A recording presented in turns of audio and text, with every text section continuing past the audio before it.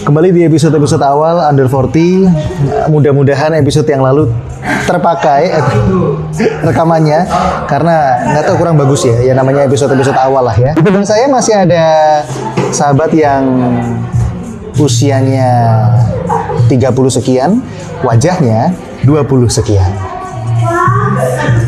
Enggak juga kayaknya. Apa sih kunci awet muda? Enggak lah, orang Enggak. sering ditebak malah usia aku lebih tua. Nggak mungkin. Iya serius. Saya seperti yang banyak sudah tahu gitu ya, saya gandeng istri saya, dikira digandeng sama om. Serius. Iya. Oh, iya. Ditelepon, halo, ini anakmu kok jalan sama om gitu. Capek saya, aduh. Dewasa namanya. Tapi apa kuncinya tetap menjaga semangat muda? Nggak usah awet muda deh, apa kuncinya? 36 tuh harusnya udah nggak muter-muter, maksudnya udah nggak aktif mencari, iya nggak sih? Aku nggak tahu ya kalau bisa ditanyain Raja, nggak ngerasa awet muda juga.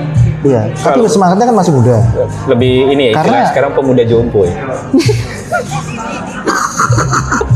Tapi coba lihat, mungkin Kak Adit lihat sepantaran kan nggak Iya. sedinamis Kak Adit.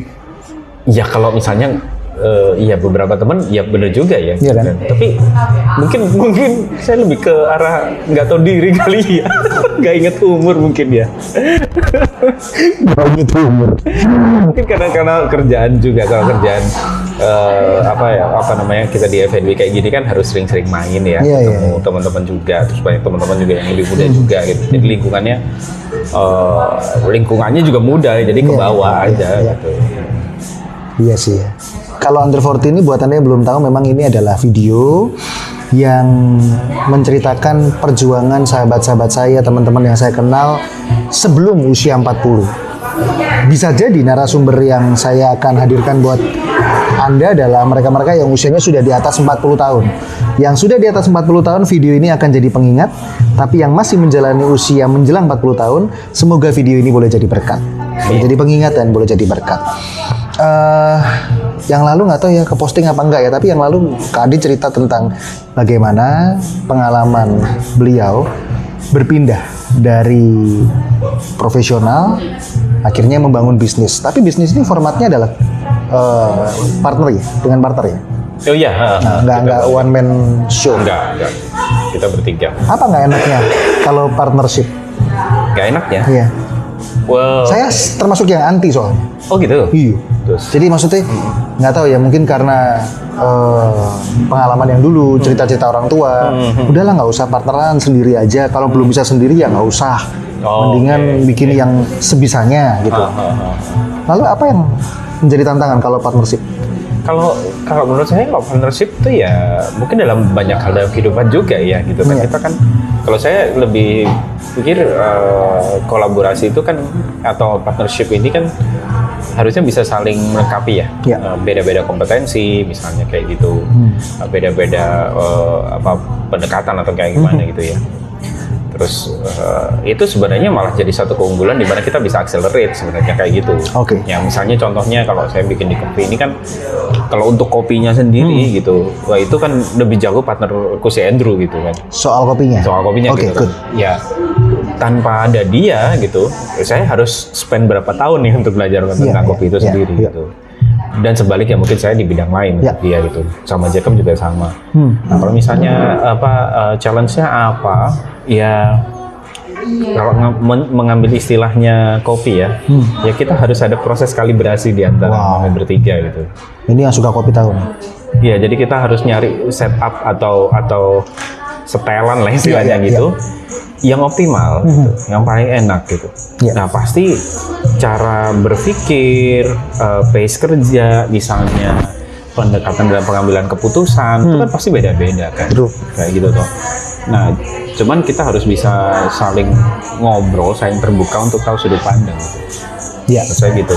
Iya. Kalau saya misalnya sama Andrew gitu ya, saya ngerasa sih saya sangat terbantu sama dia karena dia orangnya tuh lebih ngegas gitu. Lebih ngegas.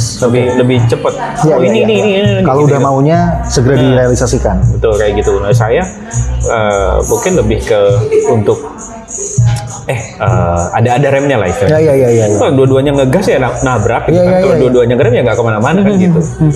Sebenarnya Tapi apa batasannya? Maksudnya kan 2 pemimpin dalam satu, kita 3 malahan. Kalau yang 3 kan malah. kami 3. 3 pemimpin dalam satu gerbong.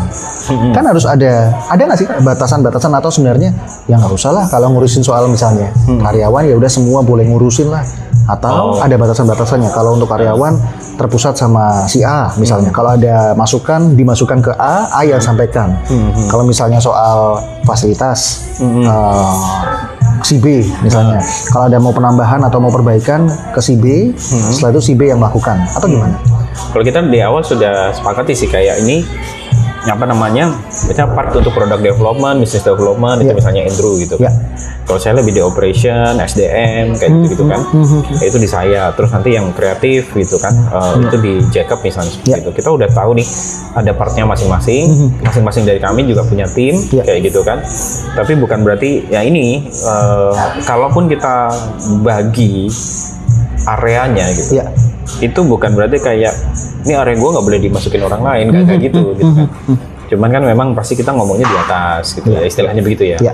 Itu seperti itu. Terus kita juga sepakati hal-hal apa aja yang harus kita bahas bareng gitu.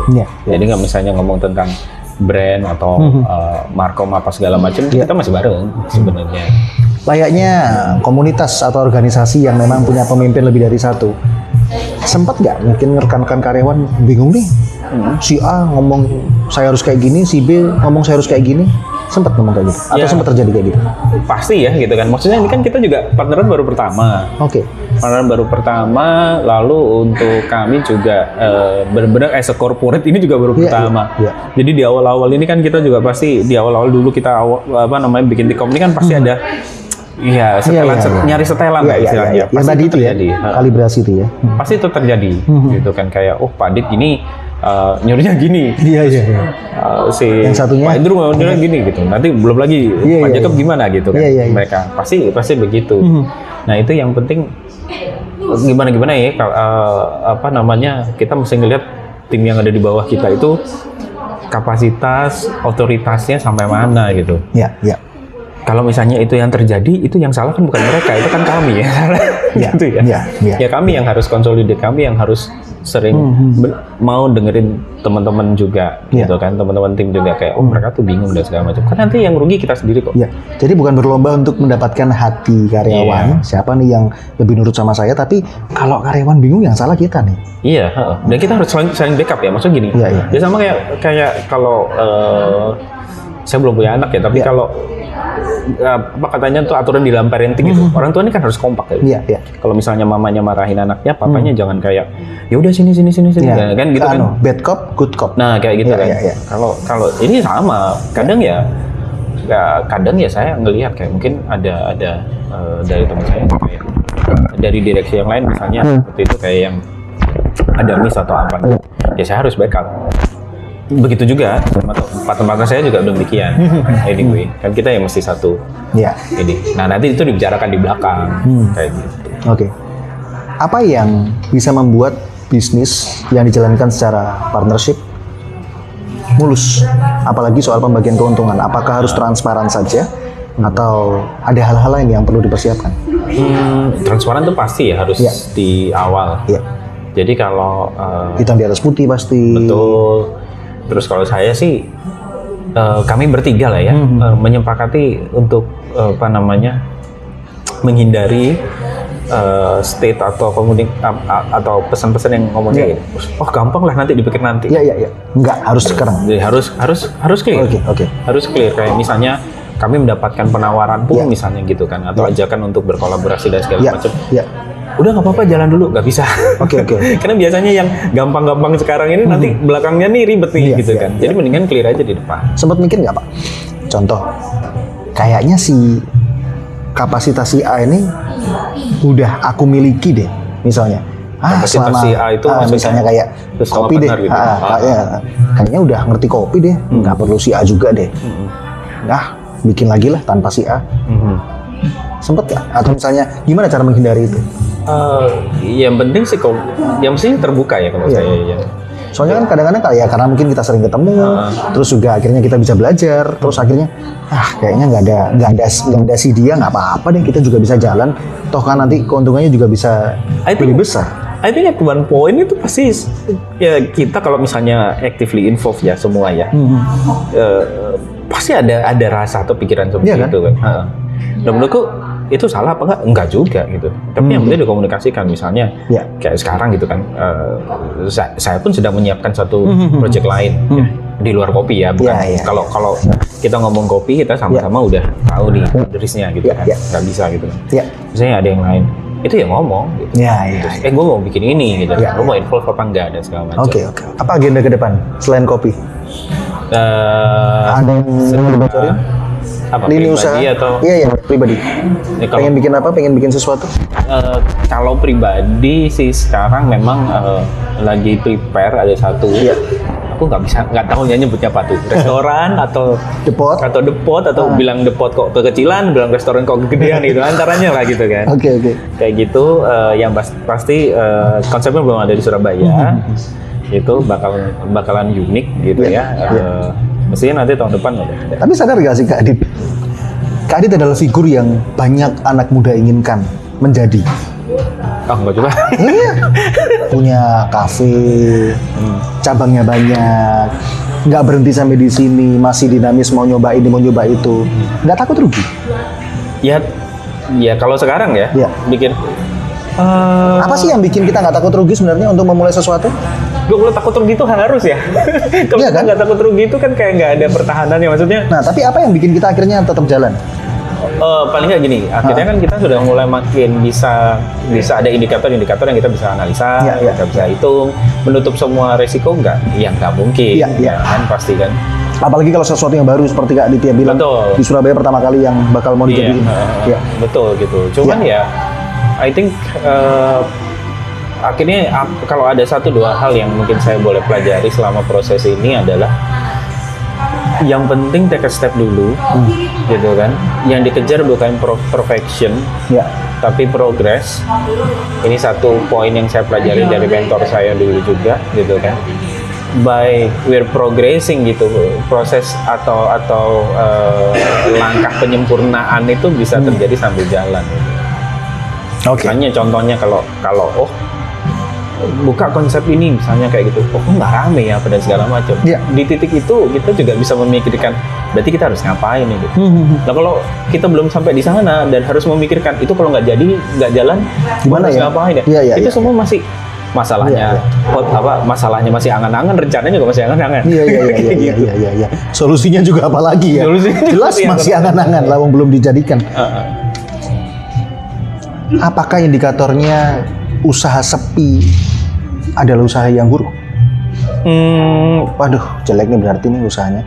Atau masih ada upaya yang bisa dilakukan? Kalau misalnya kondisinya nih misalnya usahanya lagi sepi nih. Anggaplah kita sama-sama di F&B, anggaplah F&B lagi sepi nih. Apa ya yang dilakukan ya? Yang penting tahu kenapa sepinya sih. Alasan kenapa sepinya. Faktor sepinya. Jadi kalau misalnya setelah kita tahu tuh kan kayak paling tidak kita ada step untuk counter itu ya, misalnya kayak gitu. Ternyata saya salah pilih lokasi misalnya kayak gitu. Berarti kita harus mikir kan, bagaimana kalau produk ini bisa lebih ke reach out. Kita yang ke sana misalnya, atau kalau narik susah itu kan berarti kita yang ke sana. Gimana caranya kan? Baru kan kita pikirin itu. Tapi ya kita mesti tahu juga kita tuh punya istilahnya runway ya kalau dibilang. Runway-nya nih sampai sejauh apa. Jangan sampai habis runway itu habis baru kita mikirkan untuk itu. Jadi kalau wah ini saya cash flow tinggal bisa 3 bulan nih misalnya, kalau kondisi seperti ini tidak berubah misalnya kayak gitu kan. Harus sudah mulai mikir nih. Sampai worst case-nya mungkin ya harus pivoting atau selesai misalnya kayak gitu. Ini kan bisnis franchise ya. Tentunya kan lebih mahal keperluannya, apalagi ada lisensi, terus juga ada yang per 3 tahun, ada yang per 4 tahun, ada yang per 5 tahun harus perbarui lisensi lagi. Kalau kemitraan ya? Ya kemitraan ya. Kalau masalah penting nggak kita milih kemitraan yang dimana kita suka sama produknya? Oh iya penting. Jadi kayak atau nggak penting suka lah, yang penting lagi happening. Ini mungkin beda-beda orang ya. Iya. Tapi kalau saya itu selalu punya prinsip bahwa apapun yang kita lakukan khususnya bisnis itu aimnya adalah sustainability gitu. Ya. Artinya sesuatu yang akan bisa berkembang, entah berkembangnya cepat atau lama, tapi bertahan ya. Kemampuan dia bertahan itu panjang gitu kan. Ya. Nah, kalau misalnya kita ngomongnya jangka panjang gitu, kalau saya sih nggak sarankan untuk melakukan atau memilih hal-hal yang nggak kita suka. Oke. Ya gitu kan, misalnya nggak bisa ngopi atau memang nggak suka kopi gitu kan. Wah, ya mungkin bukan nggak mungkin, tapi mungkin lagi susah gitu. Ya. Untuk lebih enjoying di sana, misalnya kayak gitu. Iya. Karena memang kalau kita suka gitu ya, buruk-buruknya kondisi usaha itu pun kita bisa nikmati ya sebenarnya. Kondisi terburuk dalam usaha itu pun. Iya, paling nggak energinya nggak cepat habis lah. Karena kita suka. Iya. Seberapa penting kesukaan terhadap produk melebihi yang lain? Kalau kita milih kemitraan, suka itu ada di posisi yang mana? Suka sama yang lagi tren, mana yang nomor satu? Misalnya, ini saya suka sih tapi udah nggak tren.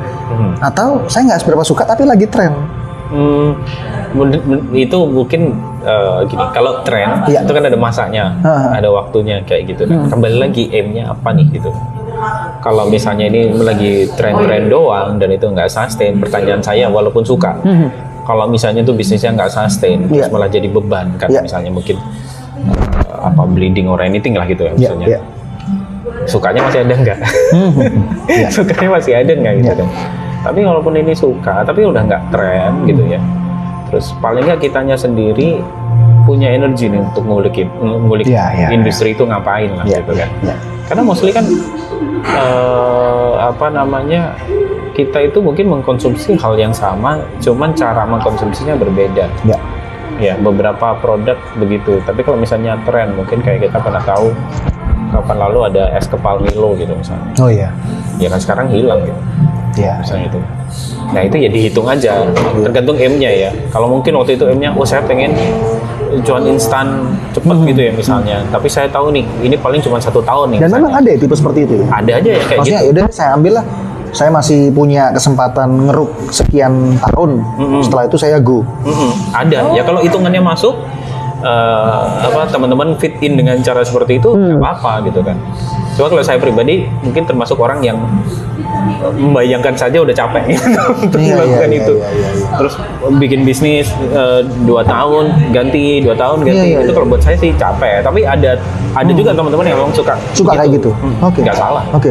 Sebagai contoh lah, kita nggak sebut merek ya, tapi ada satu produk es krim yang viral. Iya.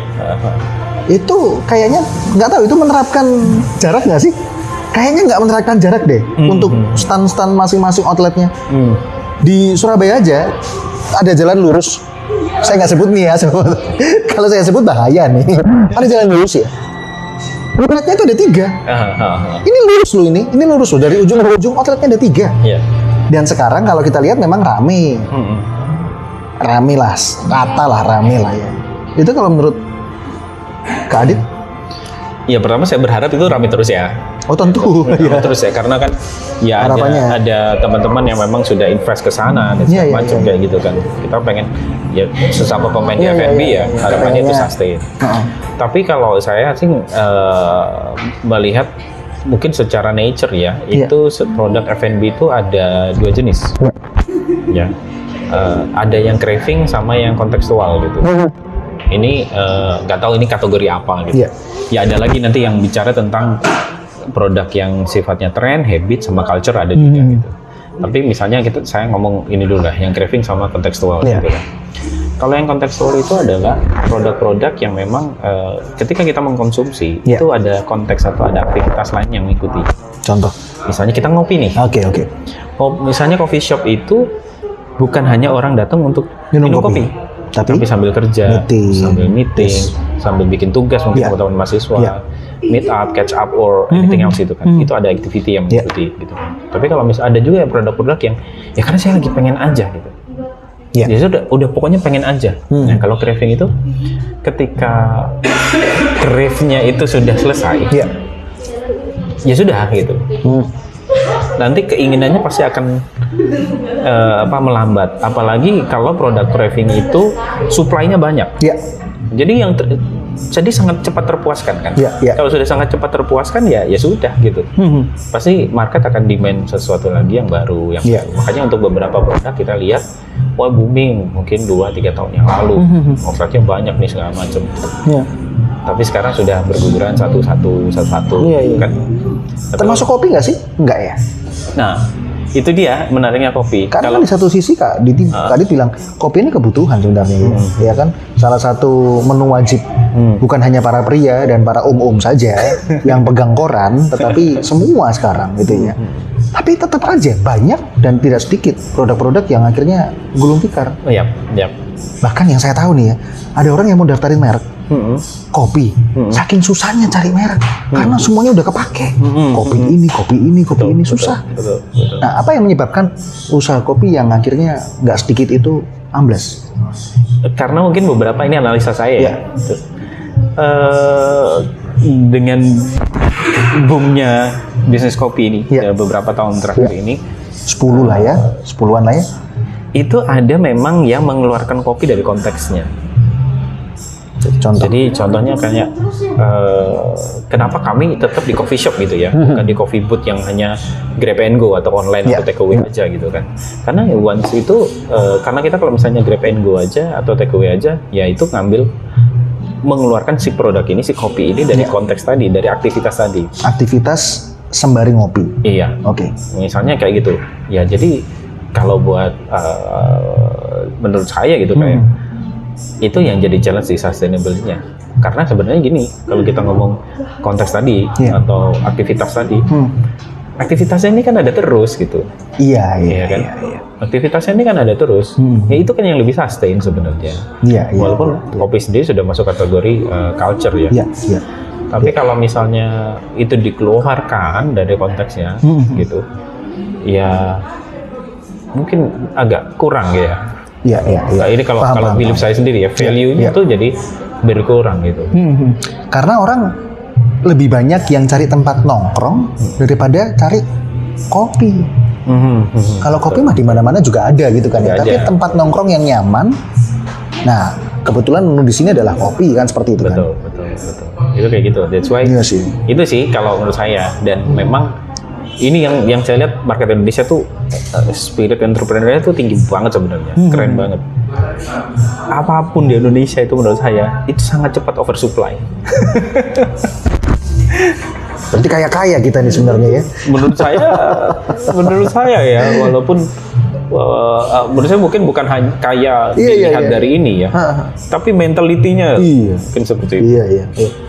Iya. Bukan di nomor rekening ya, tapi mentalitinya. Iya sih. Kayak cepet banget gitu ya. Cepat. Sesuatu yang viral, udah gitu aja. Gitu. Berapa minggu udah banyak, udah rame gitu ya. Betul. Itu. Kak Adit sendiri bikin bisnis di bisnis kopi. Tentu awalnya karena ketertarikan akan kopi atau ketertarikan akan sesuatu yang viral dalam kafe kopi ini sendiri. Awalnya kalau saya ketertarikannya itu bukan di kopinya per se sebenarnya gitu kan. Saya selalu bilang kalau sama teman-teman itu, ini yang jago kopi itu Andrew gitu kan. Saya mungkin lebih ke orang coffee shop gitu. Ya saya senang experience di coffee shop. Saya senang experience di restoran atau apa kayak gitu, ngeliatin gimana mereka konsep, gimana mereka punya service, kayak gitu-gitu kan. Bikin manage produknya seperti apa. Saya lebih gitu. Pemilihan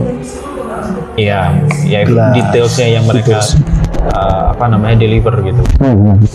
Saya nggak pernah ke kafe kopi sebelumnya, teman-teman. Jadi satu kafe yang paling sering saya datangi ya Titik Koma, entah di sini entah di Dharma Wangsa, dan itu pun bukan karena dekat rumah. Yang dekat rumah ada. Pesan buat setiap teman-teman yang kepengen bikin usaha di bidang kopi, masih ada peluang nggak sih bisnis kopi ini? Kalau menurut secara saya jumlah lah, di kota Surabaya lah, secara kuantiti lah. menurut saya masih ya. Karena satu, growth-nya sendiri, demand untuk kopi sendiri yang domestik itu dari tahun ke tahun meningkat, kayak gitu. Terus kalau kita ngomong, nah ini serunya kopi itu kan deliver the whole experience. Iya. Misalnya, jadi coffee shop itu punya konsep macam-macam, masih unlimited lah menurut Masih saya. bisa diulik kayak gitu kan. Iya, iya. Dan sekarang itu yang dicari, walaupun Iya, iya. saya masih sama teman-teman punya belief bahwa kalau kita bisnis di F&B, content is the king. Ya. Mau bikin tempat bagus, banyak gimmicknya, tapi kalau produknya nggak enak ya, Oh iya, iya. ya nggak akan ini juga. Oh iya, iya, iya, iya. Nggak akan. Banyak tuh kondisi kayak gitu, kejadian-kejadian kayak gitu ya. Tempatnya bagus banget, tematik sekali, tapi lah makanannya, iya. Tetap yang terutama adalah produknya ya. Tetap produk itu nggak boleh fail. Gitu kan. Produknya Nanti nggak rugi boleh loh kalau misalnya kita, ya buat saya ya Iya. itu kayak malah terlalu besar resikonya kalau misalnya kita bukan bikin tempat yang bagus, keren banget, tapi Gua enak misalnya, apa? gak enak misalnya. Tapi nggak enak gitu misalnya. Bahasa Surabayanya bocai, udah lah, itulah ya. Nggak balik lagi nanti gitu. Iya. Kemarin tuh saya belum kejawab loh yang episode lalu. Udah bayangin belum tuanya sebagai pemilik kafe kopi mau ngapain? Oh, terlepas dari kemarin jawabannya adalah kepingin tempat ini jadi berkat. Ya. Tapi udah bayangin belum buat personal tuanya punya kafe kopi nih, akan mampir ke sini dalam kondisi yang sudah tua renta sama istri sama anak sama cucu, seperti itu. Oh iya tentu gitu. Cuman apa Jadi namanya? di kota mana gitu ya? Saya Iya. punya nih di sini nih, mampirlah Betul, gitu ya. betul. Gitu ya. Wandi ini nggak tua-tua amat tapi ya. Wandi. Sekarang udah tua. Sekarang udah tua. Padahal untuk fair enggak. Tadi kan masih menit pertama enggak tua begitu. Udah tua. Ya, one day saya pengen touring aja naik motor dari satu tikom di setiap kota. Wow. Dan coffee shop lain gitu. Kalau nanti udah tua banget mungkin ya lebih secara bisnis mungkin udah lebih settle dan segala macam. Saya cuman pengen, kalau ditanya nih ya sekarang apa, masih punya nggak dreams coffee shopnya sendiri? Masih ada. Hah? Saya pengen bikin coffee shop yang sepi. Gimana sih Pak? Ini timingnya udah mepet nih. Cepat jelaskan. Tolong, seperti apa itu? Nggak. Jadi beda maksudnya, ini yang buat sendiri ya gitu kan. Iya. Benar-benar yang kecil aja, slow bar, tapi saya bisa serve sendiri dan ngobrol sama Barista. bukan sama orang-orang di dan sana. segala macam. Yang saya udah nggak mikir harus cuan lagi, sebenarnya kayak gitu. Iya gitu sih. kan. Iya. Gitu. Saya mikir seperti itu. Ini impian masa tua seperti itu ya, sama Coffee shop istri. yang sepi. Mungkin di kota kecil atau di pegunungan ada homestay-nya, kamarnya mungkin cuma 5 kayak gitu kan. Oke. Karena menurut saya itu yang membuat saya suka sama kopi itu adalah seperti ini. Ada cerita, Iya. ada something yang di-share kayak gitu. Iya. And it's always membuat saya mendapatkan energi ketika Iya. dapat cerita dari orang lain. Bikin coffee shop yang sepi. Bukan tikom ya, tikom harus rame. Ini bisa jadi judul videonya. Mantap. Thank you Kak Aditya. Thank you.